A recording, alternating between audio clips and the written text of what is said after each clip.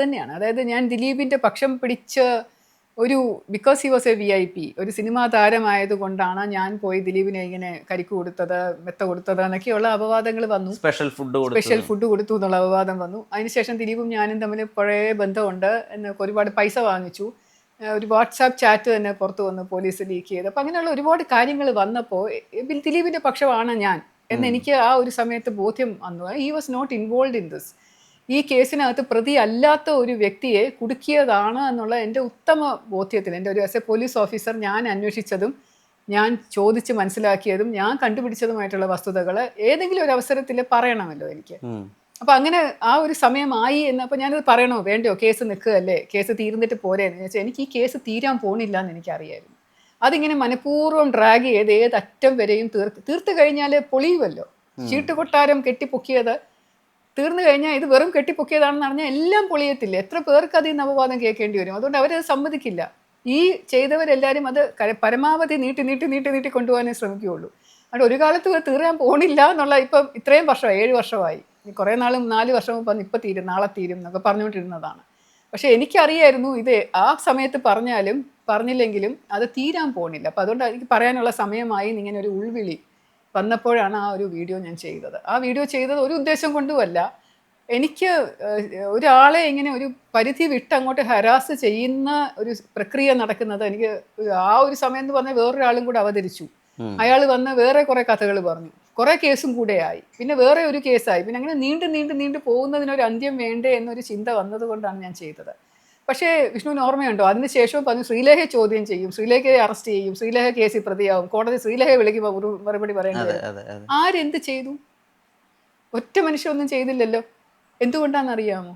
ഞാൻ പറഞ്ഞ 100% സത്യമാണ്. അതെ, കാരണം മാം അതിൽ പറയുന്ന ഓരോ പോയിന്റിലും മാം ശാസ്ത്രീയമായിട്ടുള്ള കുറെ ബാക്കിങ് കൂടി പറയുന്നുണ്ട്. 2 കത്തുകളിലെ കൈയക്ഷരം മാറിപ്പോകുന്നത്, അല്ലെങ്കിൽ ടവർ ലൊക്കേഷനിൽ എന്തുകൊണ്ടാണ് ദിലീപ് അവിടെ ഉണ്ടായിരുന്നത്, അന്ന് മറ്റു കുറെ ആളുകളും അവിടെ ഉണ്ടായിരുന്നു, ആ ഹോട്ടലിന്റെ ലൊക്കേഷൻ. ഞാൻ പറയുന്നത് അദ്ദേഹത്തെ സപ്പോർട്ട് ചെയ്തുകൊണ്ടുള്ള ഒരു ഭാഷ്യമല്ല ശരിക്കും.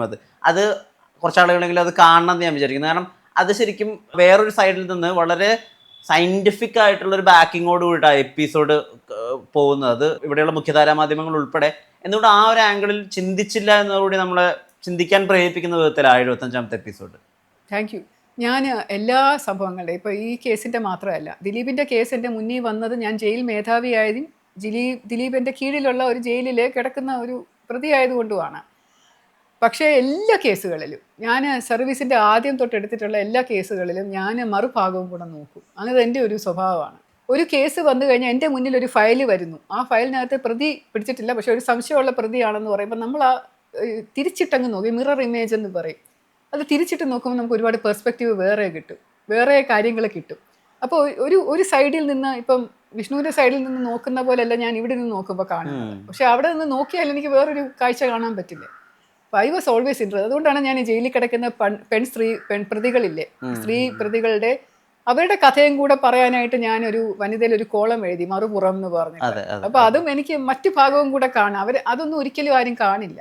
അപ്പോൾ ഓൾവേസ് വിക്ടിമിന്റെ സൈഡ് മാത്രമല്ല, ക്രിമിനൽ സൈഡും കൂടെ നമ്മൾ നോക്കിയാലേ ഒരു ഫുൾ പിക്ചർ കിട്ടൂ എന്ന് തോന്നുന്നത് കൊണ്ടാണ് ഞാൻ എപ്പോഴും ഈ ദിലീപിന്റെ കേസിലും അത് തന്നെയാണ് ചെയ്തത്. എനിക്കും വിശ്വസിക്കാൻ ഇഷ്ടമായിരുന്നു. ഒരു പെൺകുട്ടിയെ പീഡിപ്പിച്ച കാര്യമാണ്, വളരെ സെൻസിറ്റീവ് ആയിട്ടുള്ളൊരു കേസാണ്. അപ്പം ഞാൻ ആ പെണ്ണിൻ്റെ കൂടെയാണ് നിൽക്കേണ്ടത്. അങ്ങനെയാണ് ഞാൻ ചെയ്തിരുന്നത്. ടിൽ ഈ ദിലീപിനെ ഞാൻ കാണുന്നത് വരെ, ജയിലിൽ ഇങ്ങനെ അവശ നിലയിൽ കാണുന്നത് വരെ ഞാൻ അങ്ങനെ തന്നെ വിശ്വസിച്ചിരുന്നത്. പക്ഷെ കണ്ടു കഴിഞ്ഞ് അതിനെപ്പറ്റി സംസാരം കേട്ട് അതിനെപ്പറ്റി ചിന്തിച്ചു തുടങ്ങി, പിന്നെ ആളുകളോട് ചോദിച്ചു, ഞാൻ കേസ് പഠിച്ചു, അതിൻ്റെ ഫുൾ കാര്യങ്ങൾ മനസ്സിലായി. ഒരു DGP തന്നെ പറയുന്നു അത് ഞങ്ങൾ തെളിവിന് വേണ്ടി ഫാബ്രിക്കേറ്റ് ചെയ്ത എവിഡൻസ് എന്ന് പറയുന്നു. അൺബിലീവബിൾ, വിശ്വസിക്കാൻ പറ്റൂല. അപ്പം അതിൻ്റെ പുറകിലുള്ള ആൾക്കാർ എന്താണ് ചെയ്തത്, എങ്ങനെയാണ് ചെയ്തത്, ഇതെല്ലാം ഇപ്പോൾ ക്ലിയർ ആണത്. പക്ഷേ എനിക്കിപ്പോൾ അത് പറയാൻ പറ്റില്ല, കാരണം ഞാൻ ഇൻവെസ്റ്റിഗേഷൻ്റെ ഭാഗമല്ല. പക്ഷേ ആ സത്യം ഇതാണ് എന്നറിയുന്ന കാര്യങ്ങൾ എനിക്ക് പ്രസൻറ്റ് ചെയ്യണമെന്ന് തോന്നുന്നു. അപ്പോൾ ആ തോന്നുന്ന സമയത്ത് എനിക്കത് പറഞ്ഞേ പറ്റൂ, അല്ലെങ്കിൽ അകത്തിരുന്ന് ഇങ്ങനെ വിങ്ങിക്കൊണ്ടിരിക്കും. എപ്പോഴെങ്കിലും മാമിനൊരു ഞാൻ എന്തിനാ ഇത് ചെയ്തത്, I'm back to square one എന്ന് തോന്നിയ നിമിഷങ്ങൾ, അല്ലെങ്കിൽ തീർത്തും ശൂന്യത അനുഭവപ്പെട്ട നിമിഷങ്ങളുണ്ടോ എന്ന് ഞാൻ ചോദിക്കാൻ ആഗ്രഹിക്കുന്നത് എന്താണെന്ന് വെച്ചാൽ, മാം ഇൻ്റലിജൻസിൻ്റെ ഭാഗമായിട്ടിരിക്കുന്ന സമയത്താണ് ഇവിടെ മാവോയിസ്റ്റുമായി ബന്ധപ്പെട്ടൊരു വെടിവെപ്പ് വിഷയം ഉണ്ടാകുന്നത്. അതിലൊരു മറുപുറം മാം കൃത്യമായി അന്നത്തെ മുഖ്യമന്ത്രിയോട് ബ്രീഫ് ചെയ്തിരുന്നു. പക്ഷെ മുഖ്യമന്ത്രി പറയുന്നു അതല്ല, എനിക്ക് ഓൾറെഡി അതിനേക്കാൾ ബെറ്റർ വേർഷൻ, അല്ലെങ്കിൽ അതിനേക്കാൾ ട്രൂത്ത്ഫുൾ ആയ വേർഷൻ എനിക്ക് കിട്ടിയിട്ടുണ്ടെന്ന് പറയുന്നു. പക്ഷെ മാമിന്റെ കയ്യിൽ അപ്പോഴും അതിന് ഏറെക്കുറെ അതുമല്ലാത്ത മറ്റൊരു വേർഷൻ കയ്യിലുണ്ട് താനും, വിശ്വാസയോഗ്യമായ ഒരു വേർഷൻ ഉണ്ട്. പക്ഷെ മാധ്യമങ്ങളിലെല്ലാം വന്നതും എല്ലാവർക്കും അറിയാവുന്നതും മുഖ്യമന്ത്രി പറഞ്ഞ വേർഷനാണ്. അപ്പം പിന്നെ ഞാൻ എന്തിനായിരുന്നു ഇത് ചെയ്തതെന്ന് ആലോചിച്ചിട്ടുണ്ടോ? ഉണ്ട്, പലപ്പോഴും ഉണ്ട്. ചില കേസുകളിൽ നമ്മൾ ഒരുപാട് എഫേർട്ട് എടുത്ത് കൊണ്ടുപോകുന്ന കോടതിയിൽ പ്രസൻറ്റ് ചെയ്യുന്ന കേസുകളിൽ എത്ര എവിഡൻസ് കൊടുത്താലും ചിലപ്പം കോടതി വേറെ ഭാഗത്തെ വിശ്വസിച്ചുകൊണ്ടൊരു ഓർഡർ പാസ് ചെയ്യുമല്ലോ. അപ്പോൾ ആ സമയത്ത് ഇപ്പം ചില ആളുകളെ ശിക്ഷിക്കാതെ വെറുതെ വിടുമ്പോൾ, അല്ലെങ്കിൽ നമ്മൾ രക്ഷപ്പെടണം എന്ന് ആഗ്രഹിച്ച് പോകുമ്പോൾ ഒരു ശിക്ഷ കിട്ടി കിടക്കുന്നത് കാണുമ്പോൾ, അതൊക്കെ നമ്മൾ ഇപ്പം എന്തിനാണ് എന്നൊക്കെ തോന്നാറുണ്ട്. അയ്യോ, വളരെ നമ്മൾ ഇത്രയും പ്രവൃത്തി എടുത്തിട്ട് ഇത്രയും കഷ്ടപ്പെട്ട് ചെയ്തിട്ട് ഒരു ഫലവും ഉണ്ടായില്ലല്ലോ എന്ന് തോന്നുന്ന അവസരം വന്നിട്ടുണ്ട്. പക്ഷേ നമുക്ക് ചെയ്യാനുള്ളത് ചെയ്തു എന്നുള്ള കാര്യം എന്നെ പലപ്പോഴും സമാധാനപ്പെടുത്തും. കാരണം ഞാനത് പറയാതെ, ഇപ്പം എനിക്കറിയാത്തത് കൊണ്ടാണ് നമ്മളീ പോയി പറയുന്നത്. മുഖ്യമന്ത്രിക്ക് ഈ കാര്യങ്ങളൊക്കെ അറിയായിരുന്നു എന്നുള്ളത് എനിക്കറിയില്ലല്ലോ. As an officer I am bound to tell him this. അപ്പം ഞാനത് പോയി പറഞ്ഞു എന്നുള്ള സമാധാനം എനിക്ക് കിട്ടുന്ന തിരിച്ചടിയാണെങ്കിലും, ഇത് ശരിയല്ല, ഇതാണ് ശരി എന്ന് പറയുന്നുണ്ടെങ്കിലും എനിക്കുള്ള സമാധാനവും ചാരിതാർത്ഥ്യവും എന്താണ്, ഞാൻ പറയേണ്ട കാര്യം, ഞാൻ ചെയ്യേണ്ട ഡ്യൂട്ടി ഞാൻ ചെയ്തു, ഞാൻ പറയാനുള്ളത് ഞാൻ ചെയ്തു, അത് ഓർത്ത് ഞാൻ സമാധാനം. ആ, ദിലീപിന്റെ കാര്യത്തിലും ഞാൻ ചെന്നത് കാര്യങ്ങളെല്ലാം എല്ലാവരോടും വിശദീകരിച്ചു, മുഖ്യമന്ത്രി ഉൾപ്പെടെയുള്ളവരോട് വിശദീകരിച്ചു. പക്ഷെ അവർക്കൊക്കെ അത് അറിയാം എന്നുള്ളതാണ് അവർക്കൊക്കെ ഞാൻ പറയുന്നത് ശരിയാണെന്നുള്ളത് അറിയാം. പക്ഷെ ദേ വോണ്ട് അക്സെപ്റ്റ് ഇറ്റ്. അത് നടക്കട്ടെ, കേസല്ലേ, നടക്കട്ടെ, അതൊക്കെ ആയിരിക്കും, പക്ഷെ നടക്കട്ടെ എന്നുള്ള മട്ടി പറയുമ്പോൾ അപ്പോൾ എനിക്ക് സ്ട്രൈക്ക് ചെയ്യുമ്പോൾ ഇവർക്കതെല്ലാം അറിയാം. അതുകൊണ്ടാണ് എനിക്കെതിരെ നടപടി എടുക്കാത്തത്. വീഡിയോ എടുത്തിട്ടും ഒന്നും ചെയ്യാൻ പറ്റാതിരുന്നതും അതുകൊണ്ടാണ്. എന്ത് ചെയ്യും അവര്? ചെയ്യാനും എന്തെങ്കിലും കാര്യം വേണ്ടേ? അപ്പോൾ ചെയ്യും ഇങ്ങനെ മീഡിയാസ് പറഞ്ഞുകൊണ്ടിരിക്കും. ഇപ്പം ശ്രീലേഖ അറസ്റ്റ് ചെയ്യും, ശ്രീലേഖ ചോദ്യം ചെയ്യാണ്ടാണ്ട് ഇപ്പം CBI വരും, ഇപ്പം അതൊക്കെ കേസ് വരും. ഇപ്പം തന്നെ ഞാൻ BJP അംഗത്വം എടുത്തപ്പോൾ എൻ്റെ അടുത്ത് പറഞ്ഞ എന്താണ്, ED-ക്കാരെ പേടിച്ചിട്ടാണ്. ED-ക്കാരെ എൻഫോഴ്സ്മെന്റ് ഡയറക്ടറേറ്റിന് പേടിയുണ്ടെങ്കിൽ ഞാൻ എന്തിനാ BJP ചേരും? കേസ് വേണ്ടേ? എന്തെങ്കിലും ഒരു കേസ് വേണ്ടേ എനിക്കെതിരെ? അല്ല, അത് how silly is this to say this? മാമിനെ പോലെ ഒരാള് എത്ര ഫ്ലിംസി ആയിട്ട് ആലോചിക്കണം. ദാറ്റ് ഒരു പാർട്ടി ജോയിൻ ചെയ്താൽ, അതും ഭരിക്കുന്ന പാർട്ടി ജോയിൻ ചെയ്ത് ED-യുടെ അന്വേഷണം വരെ അത് ഒരു പ്രത്യേകതരം ഭാവനയിൽ നിന്ന് വരുന്നതാണെന്നാണ് ഞാൻ വിശ്വസിക്കുന്നത്. എനിക്കറിയില്ല എന്താന്ന്. അല്ല, ചാണകക്കുഴി വീണു എന്നൊക്കെ പറഞ്ഞാലും കുഴപ്പമില്ല. പക്ഷേ ED, അത് ഞാൻ ആദ്യമായിട്ട് കേൾക്കാണ്. ED-യെ പേടിയാണ്, ED-യെ പേടിച്ചിട്ടാണ് ഞാൻ BJP ചേർന്നത്.